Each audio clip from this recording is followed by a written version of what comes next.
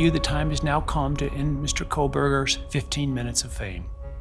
It's time that he be consigned to the ignominy and isolation of perpetual incarceration. Bryan Kohberger may have only uttered 3 words during his sentencing for the murders of 4 University of Idaho students, but his face said it all. A body language expert joins me to talk about what Kohberger's face and movements were telling us as families told him what they thought of him. The truth is, you're as dumb as they come. I'm Angenette Levy, and this is Crime Fix.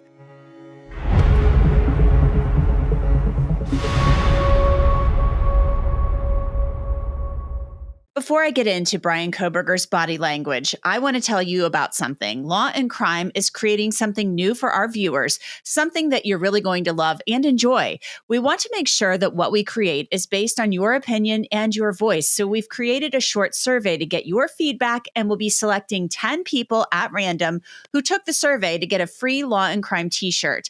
If you want your voice to be heard, please check out the survey and let us know your thoughts. The link is in the description, and it's also pinned in the comment. So now back to Bryan Kohberger's body language. I'm sure you watched that sentencing hearing. I'm still thinking about it.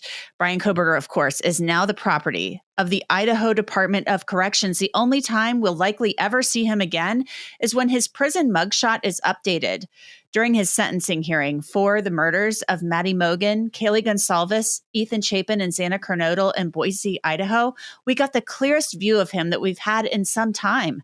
That's because the courts have only permitted streaming of their video system. And for the most part, our view of him has been a little blurry. But during his sentencing hearing, the court camera was a little clearer, so we could get a better look at his facial expressions.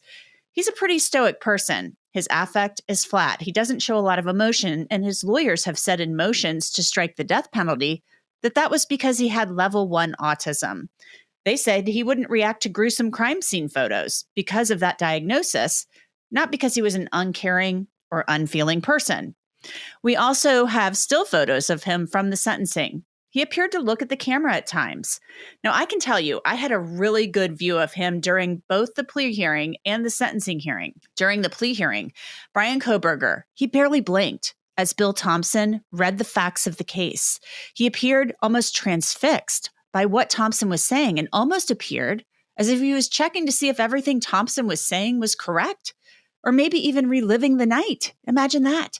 Then during the plea hearing, Kohberger sat in his chair handcuffed as victims' families talked about the pain of losing their friends, their children, their grandchildren, and sisters. Kohberger appeared to rock at times, and there were also times when he actually seemed to nod his head ever so slightly in agreement. I want to tell you about OneSkin. They are sponsoring today's episode of Crime Fix. Let's be honest, being on camera as much as I am, having the right skincare products matters a lot. Our skin changes as we get older. Dryness, deeper wrinkles, even crepiness can be frustrating, but there's a game changer out there, and it's called OneSkin. OneSkin was founded by an all-woman team of scientists who developed the proprietary OS-01 peptide. This peptide targets cellular senescence, a key hallmark of aging. It's scientifically proven to decrease lines and wrinkles, boost hydration, and help with thinning skin. They have over 4,000 five-star reviews for their full line of face, body, sun, and travel-size products. One of the things I like most about OneSkin is how easy it is to integrate it into my daily routine. Just a few simple steps and I'm good to go. For a limited time, you can try OneSkin and get 15% off using the code CRIMEFIX when you check out at oneskin.co. That's 15% off at oneskin.co with the code CRIMEFIX. And remember to tell them we sent you when they ask you where you heard about them.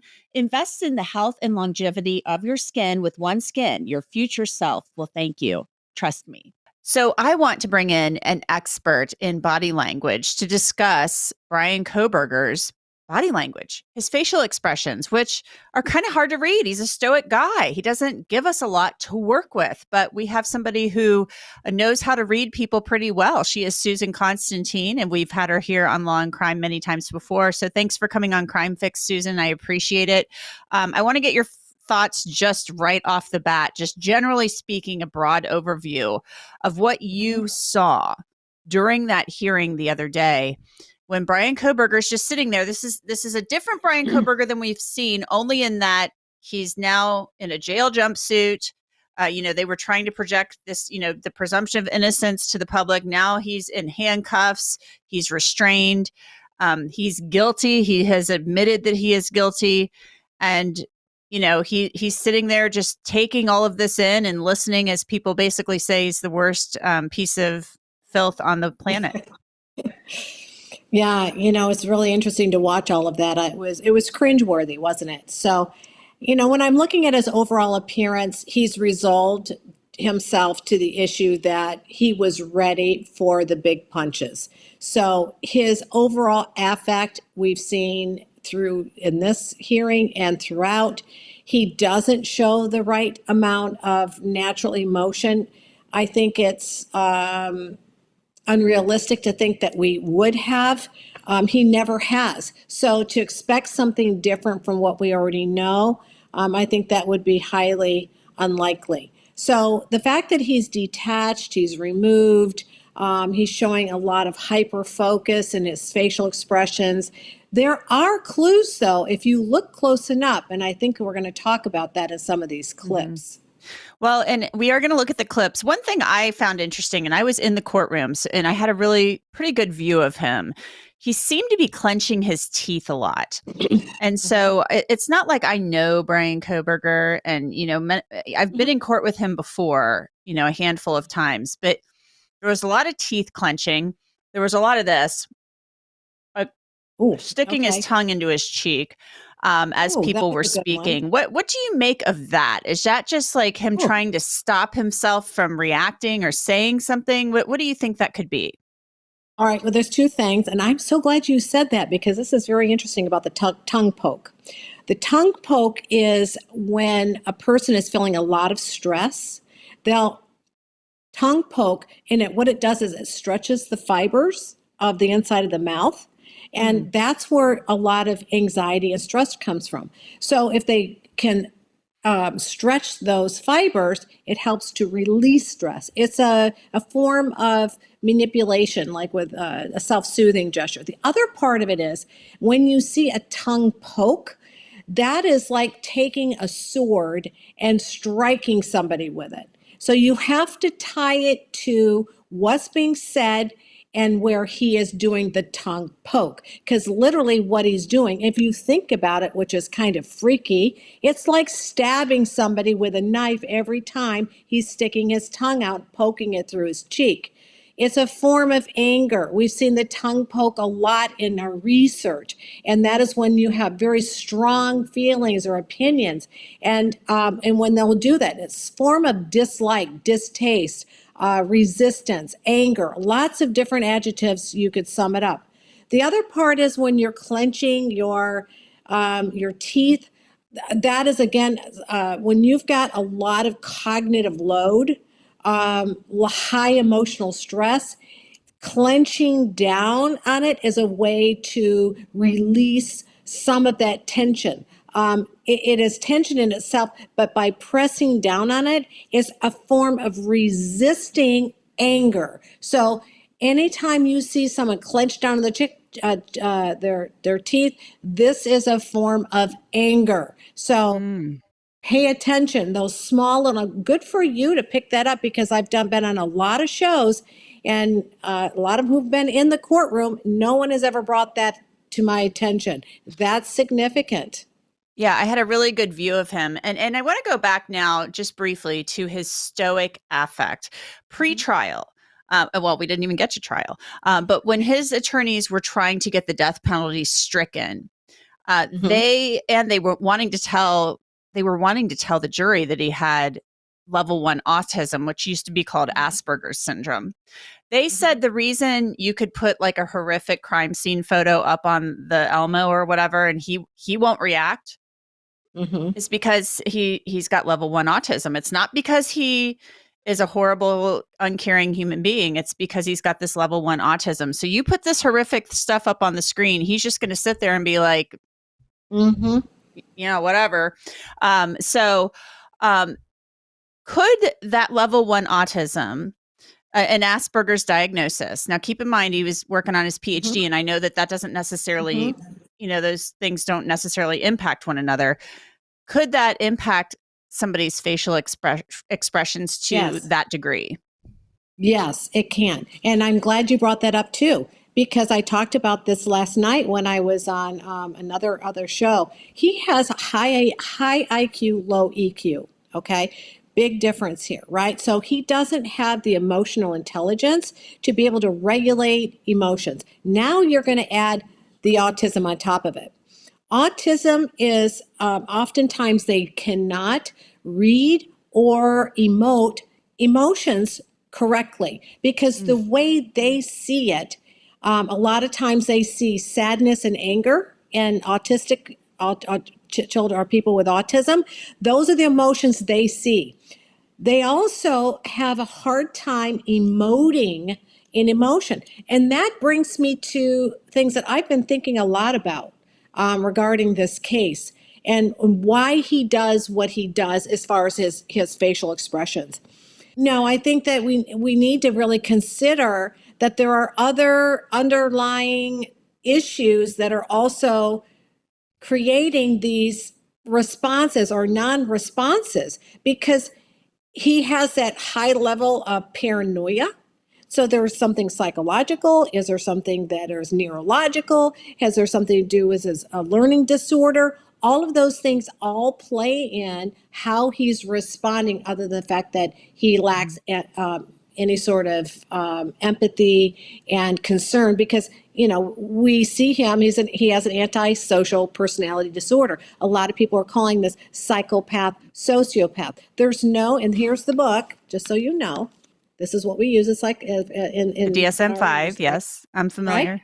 There is no such diagnosis as a psychopath and sociopath. It is antisocial personality disorder. So what we're looking at are traits and expressions and behaviors, and we kind of assign the sociopath, psychopath. So in layman terms, yes, I would call him a sociopath, psychopath. And to be clear, I just want to clarify, they did say that he had never been tested for that or assessed for that. His attorney said that, but pre-trial, they wanted to bar the state from using the word psychopath or sociopath. But you're right, like, psychopath, they used to call it psychopathy. Now it is called antisocial personality disorder. It would be interesting to see if he will be ever assessed for that, to see whether or not he does indeed have antisocial personality disorder, because I've had a number of people such as yourself say they believe he does. Susan, let's get to the clips now. Dylan Mortensen, she was a surviving roommate. She is the roommate, as you know, who saw the man in all black, the masked man with the bushy eyebrows and the athletic build and toned, slim build, walking through the house that night with what appeared to be a container. So she was probably going to be able to identify him. She couldn't say who he was, but she saw the bushy eyebrows. So she spoke in court, and Bryan Kohberger was staring her down. So let's take a look and talk about it on the other side. Okay. What happened that night changed everything. Because of him, 4 beautiful, genuine, compassionate people were taken from this world for no reason.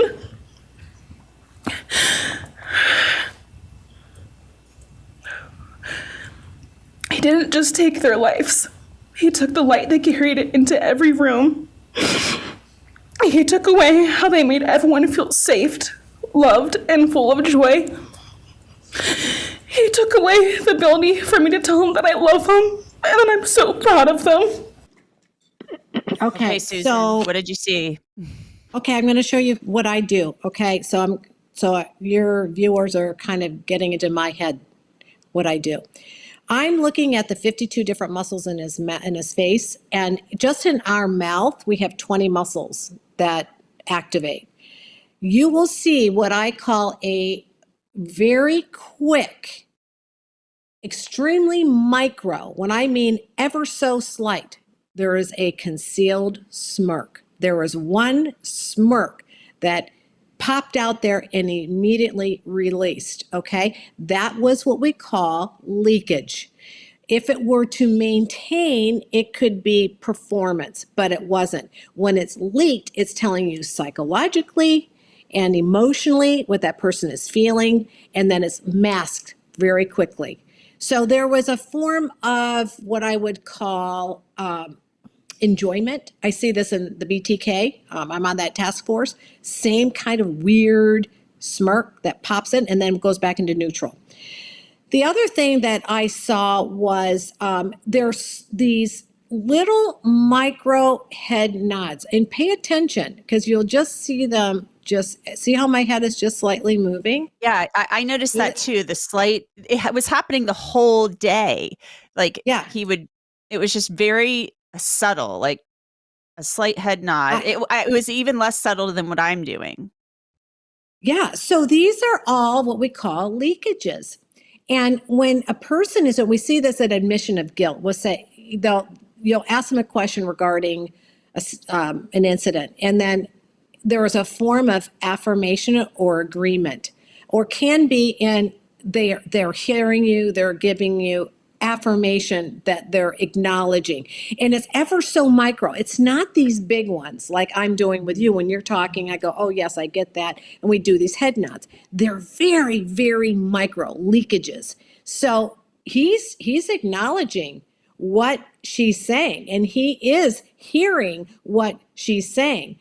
And then now you combine, there's a couple deep breaths that happen, right? Did you see that? And it was here up high in the chest versus down low. So how do I know that? Is because I can see his shirt moving right here. When you see these deep breaths, it's not like where you can see it more demonstratively. He masks a lot of his emotion. He contains a lot of his emotions. So you're only going to see fragments of it. But when we see that, that's fear. When we are breathing high in the chest and it starts to beat a little bit faster, higher in the chest, that's a fear response. Mm-hmm. Now let's go to our next clip. This is where a relative of Xana Kernodle, I believe it was her stepfather, basically told Bryan Kohberger he wants to take him out in the woods for 5 minutes and teach him a lesson. So play the clip. I don't know what my limits are here, but I'm really struggling, dude. I am struggling. So I want to just be out in the woods with you just so I can teach you about loss and pain. I love God. I wouldn't take your life. That's up to him. But I guarantee you are weak. God, I would just give a moment, man. 5 minutes out in the woods. Oh, man. Ooh. You're going to go to hell. I know people believe in other stuff. You're evil. There's no place for you in heaven. You took our children. You are going to suffer, man. I'm shaking because I want to reach out to you, but I hope you feel my energy, okay? Go to hell. All right, Susan. Well, I just love these clips. They're so good. There's so much information here. So you can see from the very beginning when there's another affirmation, right? You see the head nod again. Mm-hmm. Then you look and you see, when does it stop? So there was acknowledgement very early on, and then it stopped. Then he mentions about he's weak, right? You just see an eye blink. It's not very long. I was looking to see if there was a longer eye closure or maybe a rapid one. None. Zippo, zip, zip, nada. So what does that mean? That tells me that there's no cognitive load. So it didn't affect him. That did not land in the way that I think that he was hoping that it would, that it would somehow create some sort of physiological response. Nothing happened. And then even when he said that he was evil, right? His eyes became very still and his head became very still. So again, what does that actually mean? Just means that it's different from when we saw the difference. So we're looking at the baseline. Why did it slightly change when he said he was evil? It would be interesting if he really believed that, you would have seen a little head nod. I don't think he sees himself as being evil. Interesting. All right, let's look at our next one. This is Olivia Gonsalves, the sister of Kaylee Gonsalves, wrapping up her victim impact statement and really letting him have it. The truth is, you're as dumb as they come. Stupid, clumsy, slow, sloppy, weak, dirty. Let me be very clear. Don't ever try to convince yourself you mattered just because someone finally said your name out loud. I see through you. You want the truth? Here's the one you'll hate the most. If you hadn't attacked them in their sleep, in the middle of the night, like a pedophile, Kaylee would have kicked your ass. Thank you. Thank you.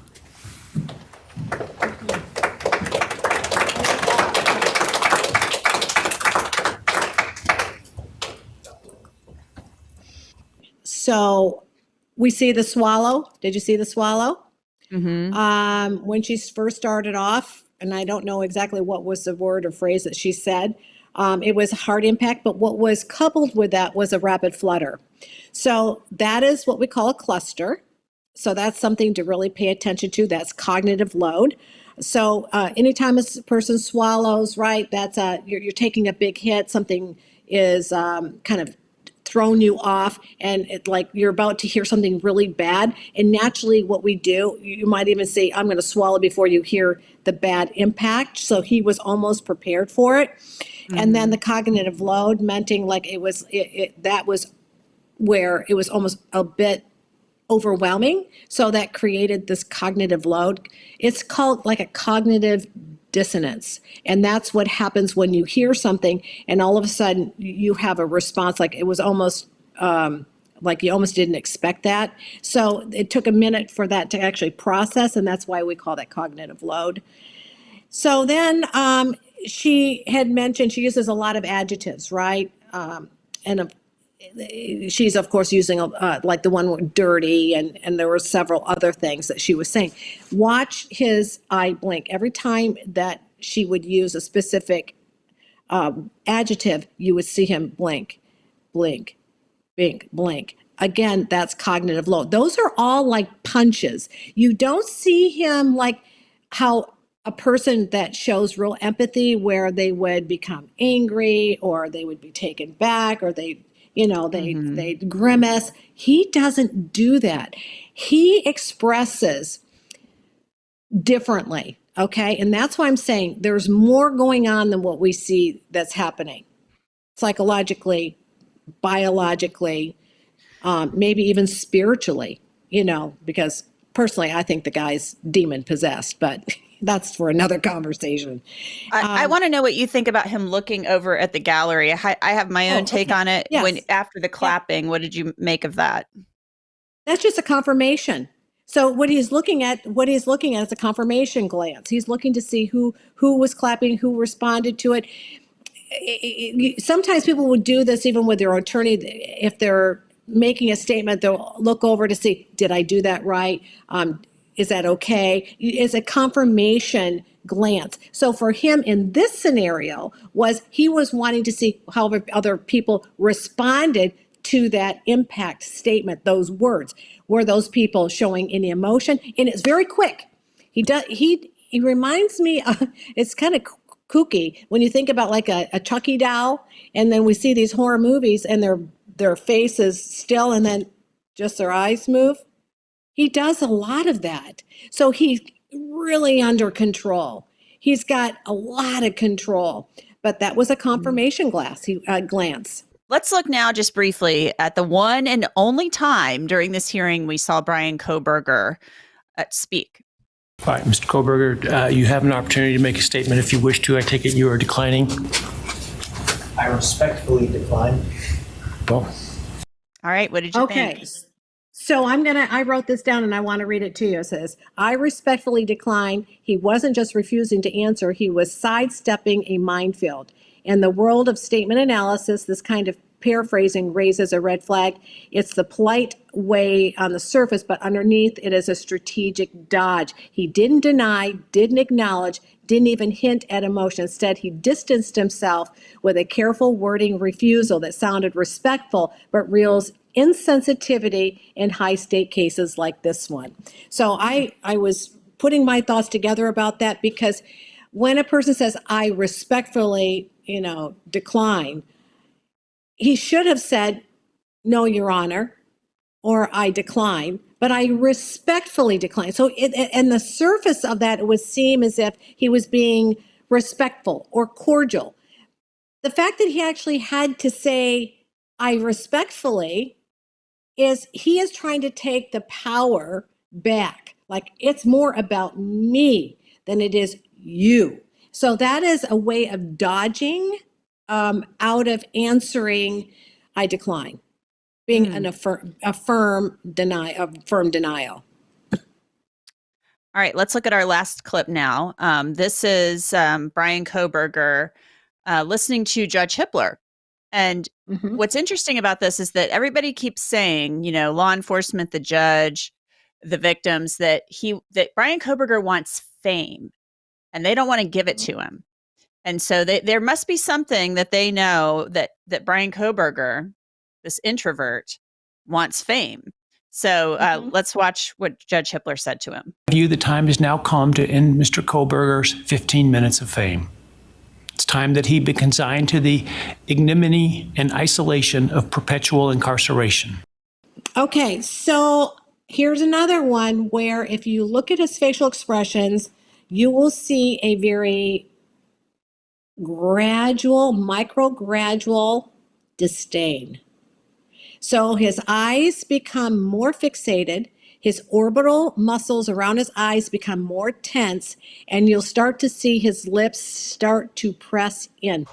When I looked at that whole part, because there's a whole part of it, what I was interpreting that is that he was reminiscing, as he was saying that, about assaulting the judge. I saw the killer instinct when the judge was saying that, of his hatred. It's almost a form of a nonverbal slaying of that judge. And if you could see that morph, and what just so you know that when I'm analyzing these really intense moments, I slow a video down so low that I can literally see them in microseconds. And when you see them in microseconds, you can start to see where the lips start to just kind of slightly tighten, right? Eyes become more fixated, brows come down more. So that is like what we call a preeminent attack, physical attack on a person. That's what we call dangerous demeanor. So that was actually a precursor to imminent violence. Interesting. So you felt he was like, to the judge, almost like how dare you? Like if he could, he would have hurt the judge. I think that he was actually reminiscing, thinking about the attacking on, there was something that was happening in that moment of where he was so fixated. I think that he was thinking about, I hate to say this, but it's almost like killing him or attacking that judge. You could see that anger, that killer eye, the killer instinct of what those individuals saw during that attack. Because what we call this is what we call precursors. We call it left to bang, right? And left to bang means, what are the indicators that we can pick up that are precursors to imminent violence? So you only have a microseconds to get out. A microsecond, because it happens that fast. So that's what I saw was an eye alert, which are our preeminent behavior indicators of what you see before an attack. But he keeps himself very contrite and controlled. That's why you only see the eye blinks, right? He's like a teapot. He's holding all that energy in, and the only place you can see it is in a little eyebrow blink, or maybe just a little tightening of the lips, furrowing of the brows ever so slightly, or micro head nods. Wow. Well, Susan Constantine, I really appreciate your time and your expertise as always. Thank you so much for coming on. Hope you'll come back. Thank you so much. It was a pleasure. And that's it for this episode of Crime Fix. I'm Angenette Levy. Thanks so much for being with me. I'll see you back here next time.